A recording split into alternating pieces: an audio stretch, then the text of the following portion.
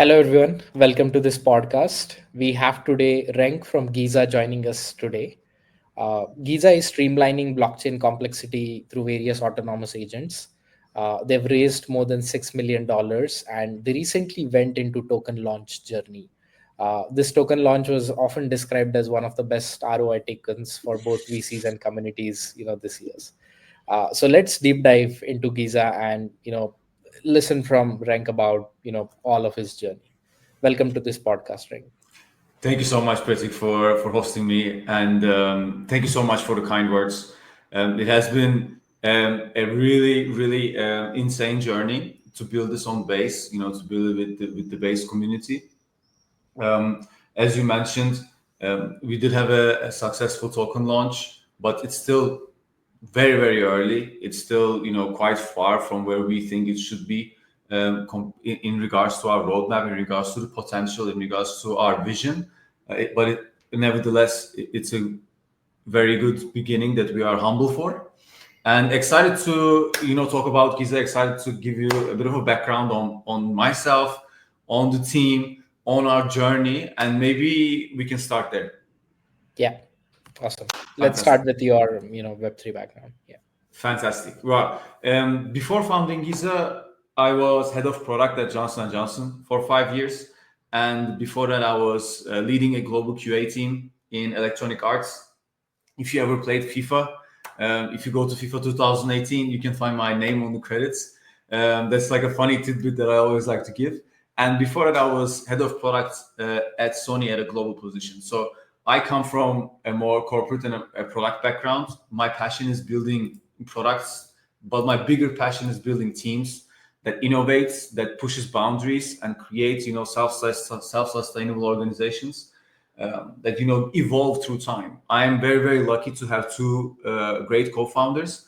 One of them is my childhood friend that I've known for 25 years. So there's like a great story there, and he's also the most amazing mechanism designer that I ever had the chance to work with, coming from a business and economics background. My other co-founder is my CTO, Fran, and he's been doing AI for the past decade. Before founding Giza with us, he was head of machine learning at Adidas, and before that, he was head of machine learning at BBVA. And our team consists of basically amazing engineers that we stole from Adidas and BBVA, and we brought them to Web3 to get on this crazy journey with us.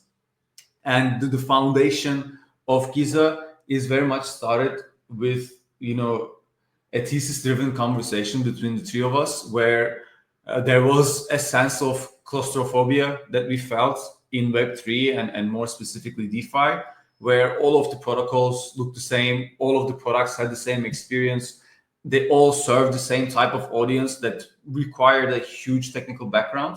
And we felt like it was time to create a new design space, to create new experiences. And we started looking into how to do that. And the one glaring response there was the integration of AI and machine learning solutions into blockchain.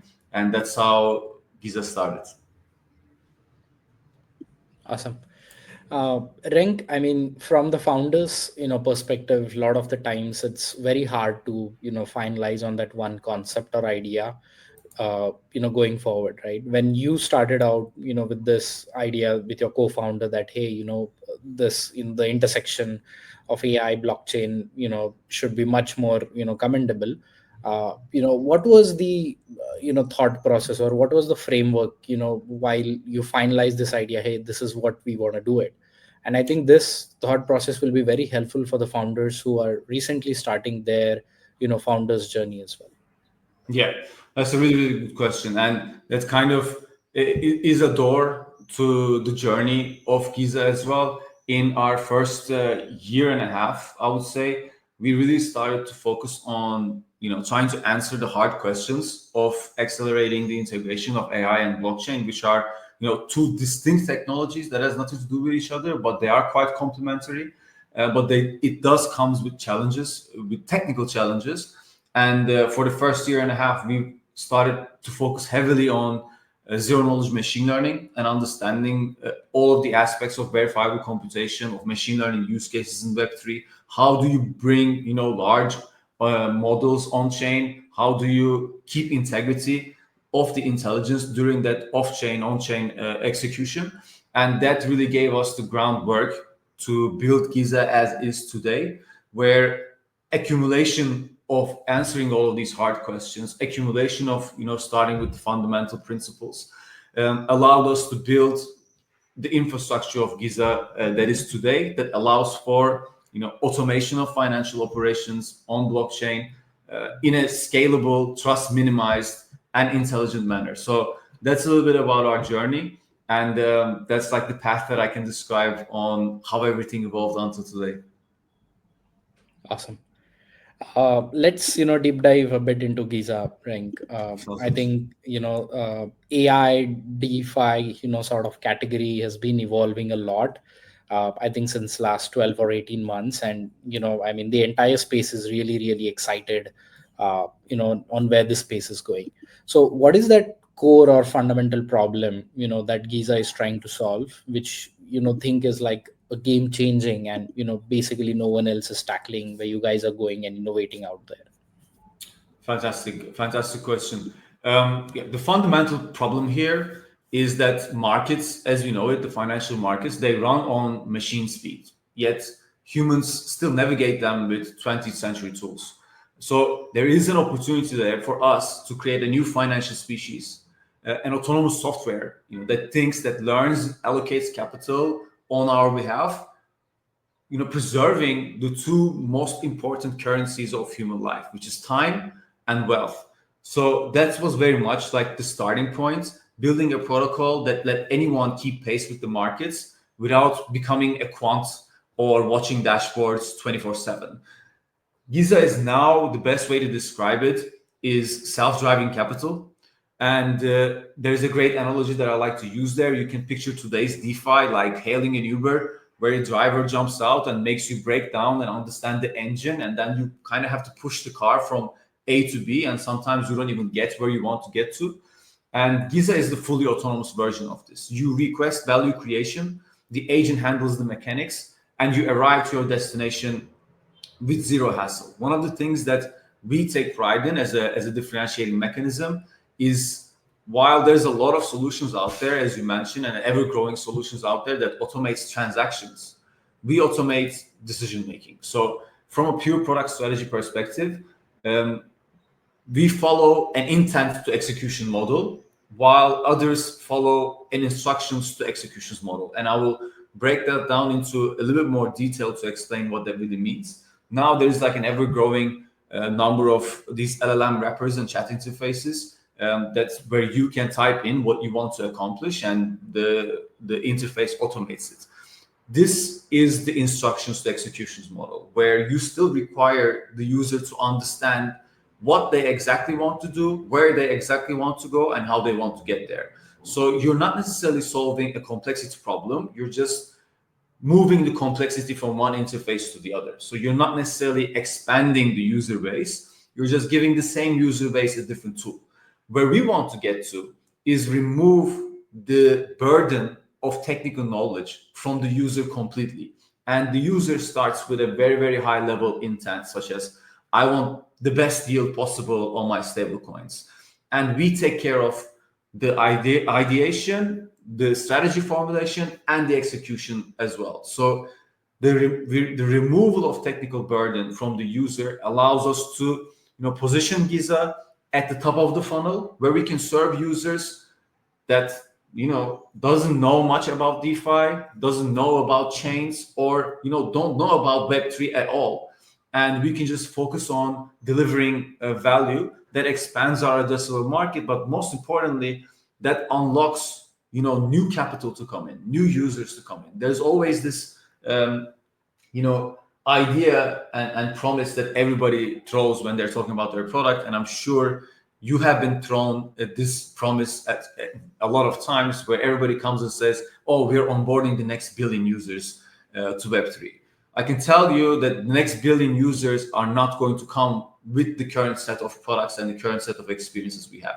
We need to build products that removes the complexity, that allows for abstraction to happen for the next billion users to come. And that's kind of where we are laser focused on. So very interesting thoughts, Rank. I was also, trying out the platform, and I think a lot of our team members have also been tracking since quite some time. And I think the ROI is just phenomenal, right? I mean, the sort of automation, that you guys have done, I think it's close more than 5x, if I'm not wrong, sort of thing. So can you also tell what happens at the back end? Because it's very interesting that, okay, as I'm giving some money to an agent which basically does some activity, but my portfolio growth is evolving day by day. And also one other note which I think a lot of people internally also asked, you had done that morph, and I think one more protocol on base.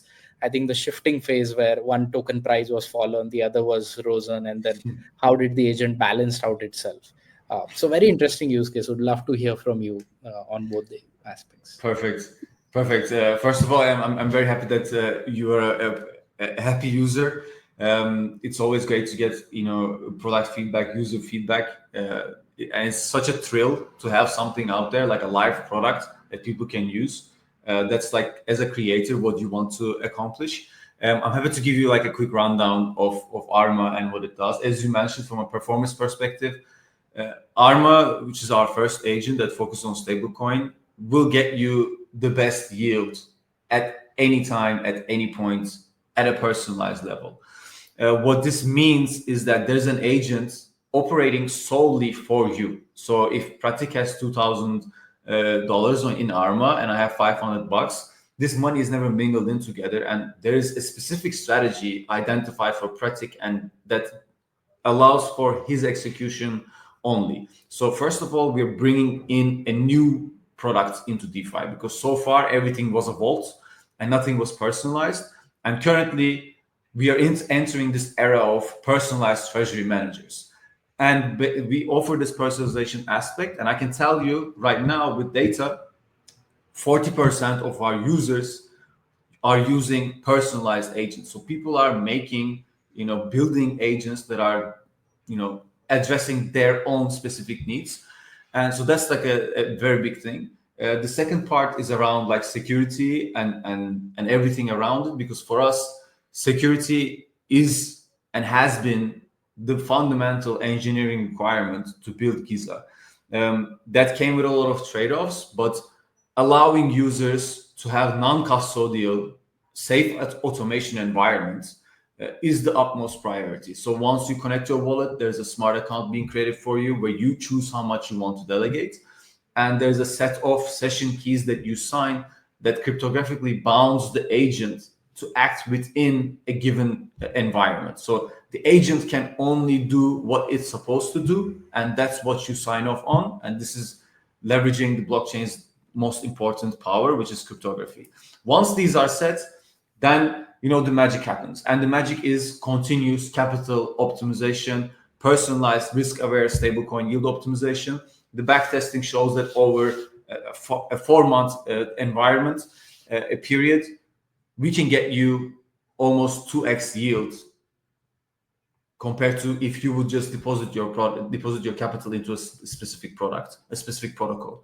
And the agent operations at a very high level, once you deposit your capital, once you sign off on your parameters, once you personalize your agent, the agent performs a comprehensive multi-factor analysis across the entire Base ecosystem. So we work with 7 lending protocols on Base, and it screens all of them. It identifies precise yield differentiations between protocols, including comparable APRs, adjusted to the liquidity that each agent manages. So adjust to Pratik's $2,000.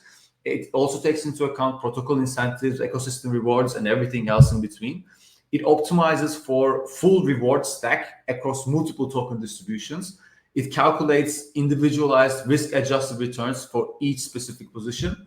And there is a real-time empirical gas cost calculation for each individual transaction. And this is super important because we analyze, the cost associated for every potential move. We analyze the market depth for any potential move, and we factor in all of the components, and we only execute only the move is justified 100% profitable. And this is super, super important. We don't ape into any new APR. We don't ape into any new opportunity. There is quite a diligent calculation and a forecast model that happens in the back end, and the promise and the delivery is you are at the most profitable position at any given time for your stable coins, and this compounding effect puts you in a much higher return over an extended period of time.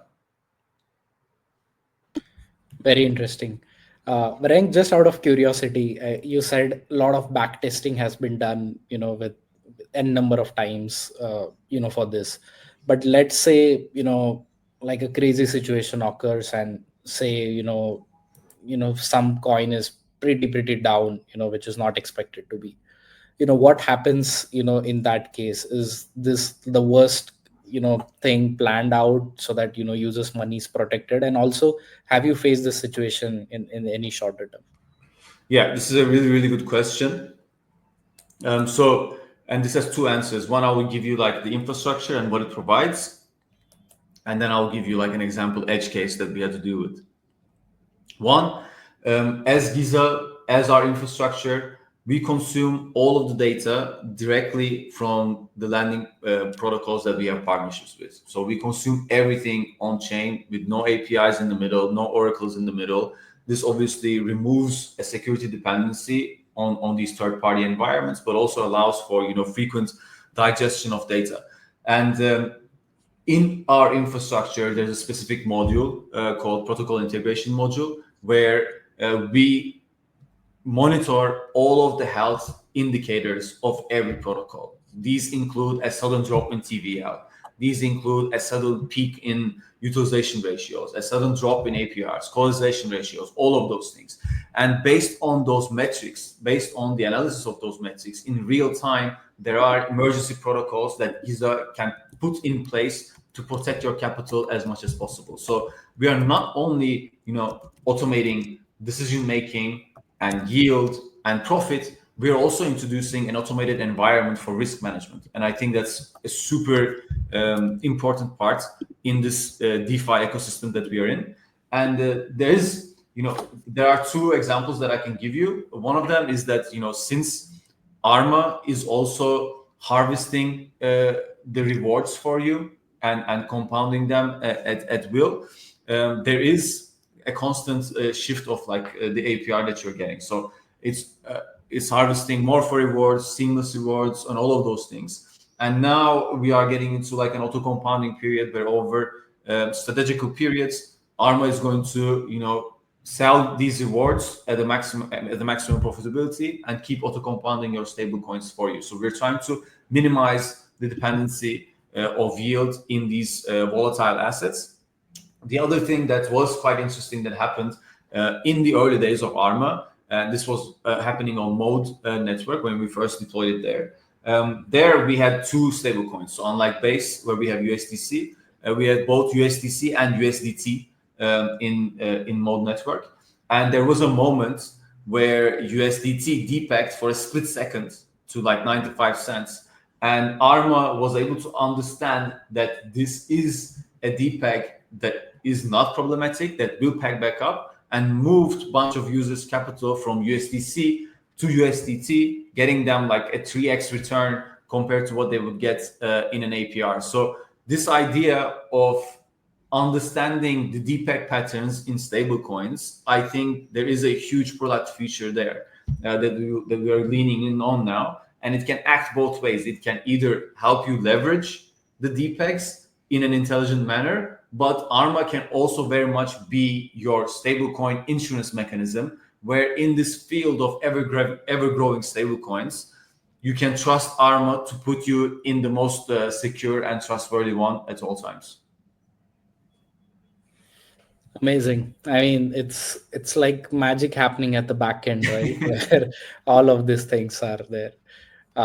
So, going on to the next question, Rank, I think you described, how intelligent Ama is. You described, how the infrastructure is built. And you also spoke about, a lot of these projects that you're integrating and trying to create an ecosystem. So how does, Giza fit in? Is it like how would you define the long term vision? Is it like more infrastructure layer, ecosystem layer, or is more like an intelligence layer that you want to focus on? That's a really, really good question. Giza is infrastructure for enabling everything automated finance. The infrastructure that we have is not a launchpad. It's an infrastructure to build sophisticated, intelligent automation businesses on top. And currently, we have Web3 teams building on top of Giza, but there's also Web2 startups being built on top of Giza using Giza's infrastructure. And the end vision for me of Giza is, banking on the improvement we create on the stakeholders that we interact with. So for users, we remove all of the complexity. There's no more hopping dashboards. There's no signing dozen transactions or second guessing rates.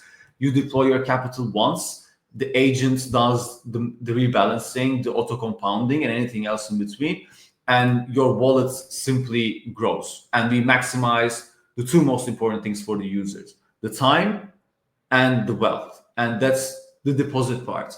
And then there is the other part, which is the distribution of liquidity. And that's where Giza agents and Giza infrastructure shines, because we ensure that the liquidity is deployed in the most optimal place possible at all times. And what that creates is an evolution from TVL as the main metric, where the value is locked, to a world where the value is always traveling and always productive. So the capital first goes to Morpho, then goes to Euler, then goes to Aave, and you're increasingly getting more and more of every single dollar deployed right now. So on base, currently we have a 30x capital productivity index. That means from every single dollar deployed, there is a 30x volume and fee generated for the protocols of Base and Base as an ecosystem. So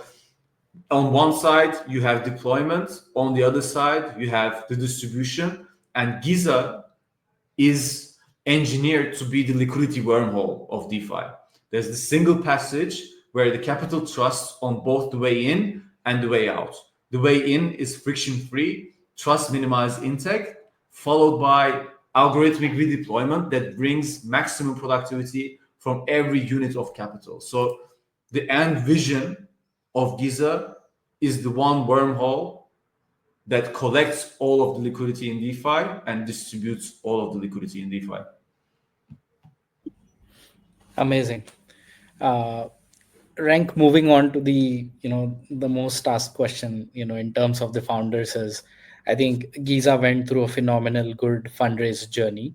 So a lot of founders often get confused on how to structure their round, what sort of intros they should be getting at, or overall like planning their fundraising journey. And then also second question comes specifically in web3 is, should you limit yourself to one round, or should you go for another round before a bigger series A round before token launch or something?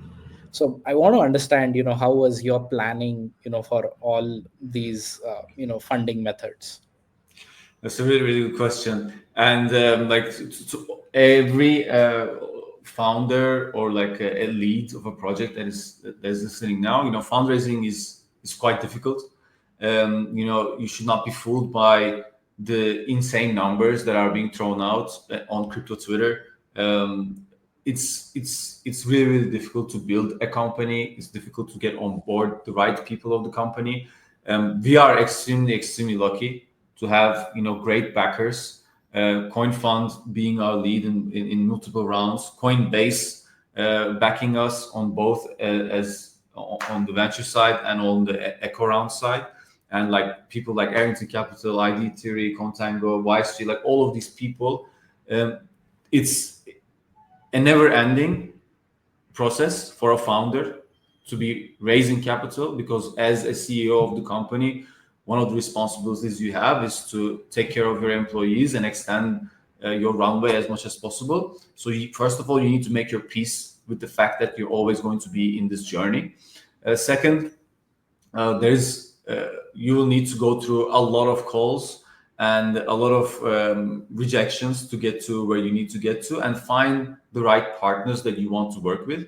And once you find the right partners, you would know from the very first call whether they're interested in you genuinely, whether they're believing you as a founder, or they're just in for whatever the reason. As I mentioned, we are very lucky to have the right constellation of folks on board. If you do want to raise, it's important to have like a clear vision, a clear, distinctive, you know, impact that you want to create on the market.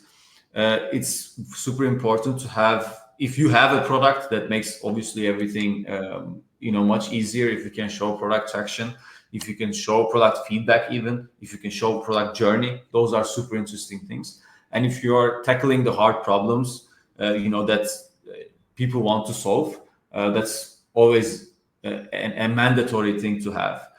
You need to find what the market needs, and what it is not currently being delivered to, and identify a hard problem and have the courage to tackle it. I think one of the things that makes Giza special is that we put our money where our mouth is, and we have a quite a unique composition of a team that can build financial instruments that can safely automate millions in transactions and thousands of users at the same time. So having this unique value proposition is super important. And as a founder, the most important thing that you can do is one, to understand that that your work life balance, there is not going to be one. But if you are passionate about what you do, you don't need it. Like, I don't work because I need to work. I work because I want to work. And I think if you can put yourself in that position, if you can do things that feels like game to you and tasks to others, you will be in an environment where you thrive as a person, and the company will thrive with you. I know that was a bit long, but hopefully that's good advice for some people. Yeah, that's a very wise advice, and I mean, thanks for sharing the journey. Pretty sure a lot of founders would gain inspiration from this.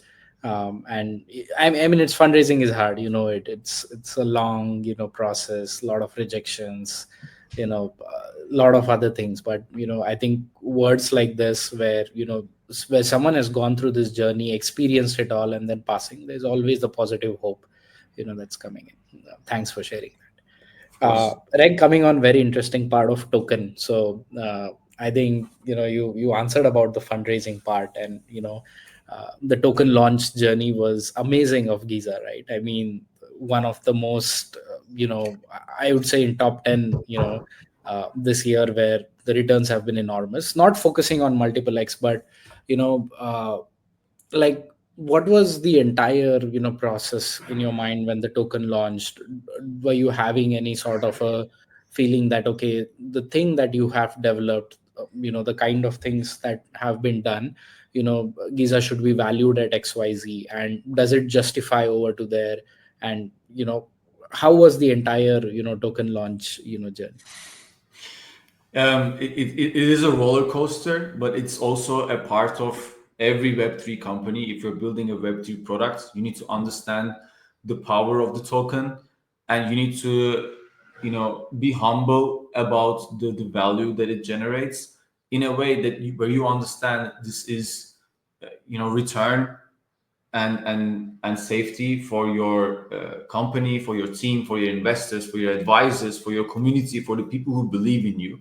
And as a founder, I very much come from a background where I am marketing tuned, where I think there's a lot of Web3 companies and founders who doesn't put enough attention on the token, or who doesn't like to talk about price action, who doesn't want to think about like the market, where I think that's almost you know ignorant to do so, because you have this huge product that drives value, that drives attention, and that you can anchor your company to. So I pride myself on being very much market focused, and putting all the right components out there. As you mentioned, we got off to a good start. Knock on wood. We don't want to jinx it by talking about it positively too much. But at the same time, there was a few mechanics that we had in place as the thesis of the Giza token from the very first moment. One, we deeply analyzed all of the tokens that launched in 2023 to 2025, and most of the failure modes was launching with incredibly high valuations, like $1 billion of valuation, where doesn't allow for meaningful price action to be generated or meaningful participation to be generated. So we wanted to go the opposite way. We wanted to launch with a low valuation, very very low valuation in my perspective, that allows for organic interest to be created. And that's kind of like the roots of crypto that we fell in love with, and we wanted to bring that back. That was the moment where, okay, let's put the product out, let's put the token out there, let's give it a meaningful valuation that allow people to trust it, allow people to anchor in it. And I think that was one of the fundamental things that we wanted to do right. And the second part is, we wanted to deliver the token, as we discussed. We had public sales, both on Legion and Echo, and I think many of the public sales or many of the companies failed to live up to the promise of delivering a token in a timely manner. And we delivered the token 2 weeks after our Echo sale, and we delivered the token a few months after the Legion sale in a promised timeline. So, building this trust, walking the walk and not just talking the talk, and giving the people a meaningful valuation with great tokenomics, great utility, was what we wanted to launch with. And it's still very, very early. It's still very early. There's going to be ups, there's going to be downs. Uh, Myself as the founder and us as the team, we are never going to be as volatile as a token is.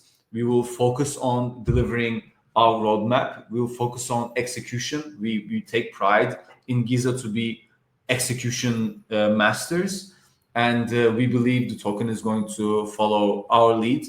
In terms of what's next, it's still very very far from where I think it should be compared to the vision that we have, everything that we have in the roadmap in the next coming weeks.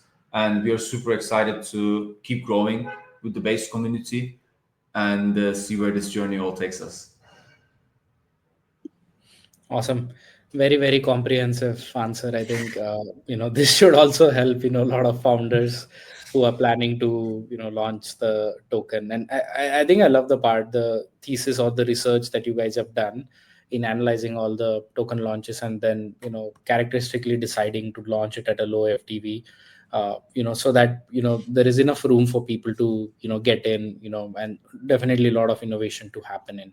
And I mean, we are seeing the results, right? It's working out really really well. Hopefully it goes beyond more that. But I think this is where I think the founder innovation comes in. It's not just on the product, not on the community, but I think every aspect of it.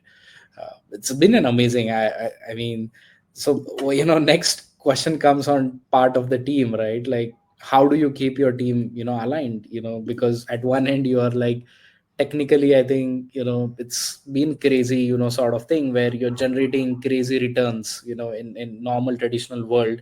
A single individual or someone, it's very hard to do it. You've organically growing the agents and getting massive returns, and at the same time there is a lot of this ambitious efforts in terms of going at the top of the market and stuff. Like, how do you keep balance between these both aspects?